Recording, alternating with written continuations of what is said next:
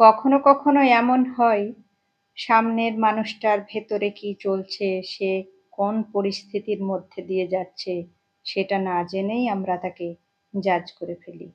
শুধু যে জাজ করি তাই নয়, তার সম্পর্কে ২-৪টে মন্তব্য ছুড়ে দিই।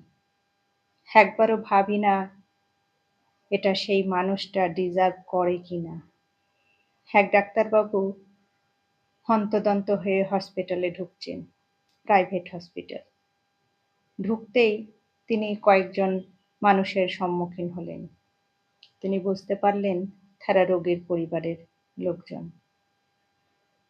তারা ডাক্তারবাবুকে ঘিরে ধরে তাদের ক্ষোভ প্রকাশ করতে লাগলেন যে একজন এমার্জেন্সি পেশেন্ট পড়ে আছে আর আপনারা এত দেরি করে হসপিটালে আসছেন।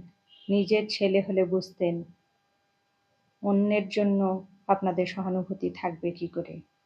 আপনারা ডাক্তার, এটাই কি আপনাদের মনুষ্যত্ব?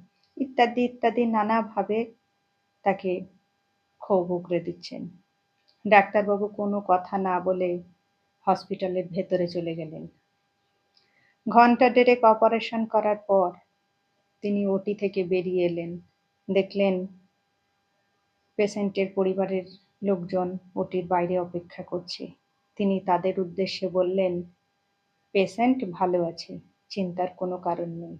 তখন পেশেন্টের পরিবারের লোকজন তাকে জিজ্ঞাসা করল কবে ছাড় দেওয়া হবে, ইত্যাদি ইত্যাদি।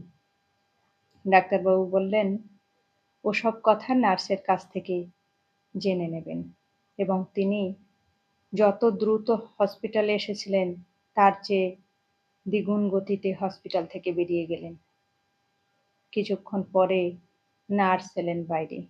তখন পেশেন্টের পরিবারের লোকজন আবার বলতে লাগলো, ডাক্তারবাবু খুব অহংকারী, মানুষের সাথে ঠিকঠাক কথা বলেন না।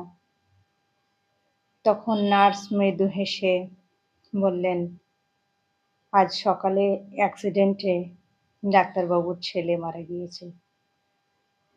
আপনাদের ছেলের অপারেশন ছিল, ফোন করা হয়েছিল, তাই তিনি অপারেশন করতে এসেছিলেন।